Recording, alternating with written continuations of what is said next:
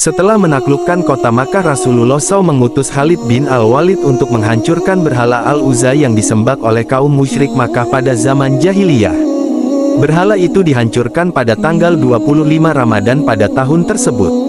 Ibnu Ishaq berkata, kemudian Rasulullah SAW mengutus Khalid untuk menghancurkan berhala Al-Uzza, yang terletak di sebuah rumah di perkebunan kurma yang disembah oleh suku Quraisy, Kinanah, dan Mudar. Penjaga dan pengurus berhala itu adalah dari Bani Syaiban dari kabilah Bani Sulaim, sekutu kabilah Bani Hashim.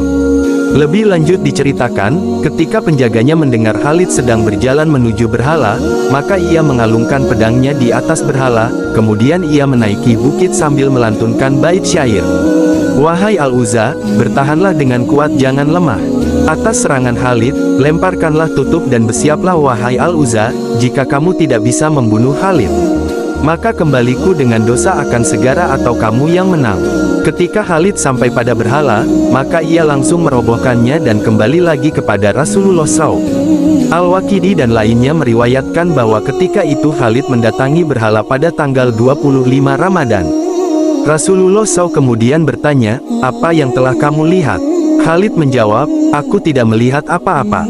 Lalu Rasulullah SAW memerintahkan untuk kembali lagi. Ketika Khalid kembali ke tempat itu, tiba-tiba keluar dari rumah berhala seorang wanita hitam yang menguraikan rambutnya sambil berteriak-teriak meratapi kesedihannya. Kemudian Khalid mengacungkan pedangnya ke atas sambil berkata melantunkan bait syair. Wahai Al-Uzza, kekafiranmu dan ketidaksucianmu. Sesungguhnya aku melihat Allah telah menghinamu.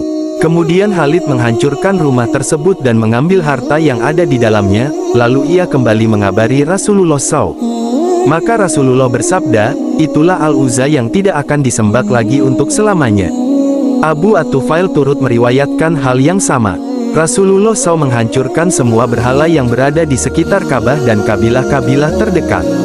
Beliau mengutus para sahabatnya dalam rombongan pasukan kecil untuk menghancurkan berhala-berhala seperti yang dilakukan Khalid terhadap berhala Al-Uzza. Hanatul Ulama Ulidiyah dalam buku Sang Panglima Tak Terkalahkan, Khalid bin Walid, juga menceritakan hal yang sama mengenai kisah Khalid bin Walid. Setibanya di tempat Uzza berada, Khalid bin Walid menghancurkan kepala Uzza menggunakan pedangnya. Kemudian Khalid membakar reruntuhan patung terbesar itu dengan semangat yang berkobar seolah-olah ia ingin membakar dan memusnahkan kekufuran dari muka bumi.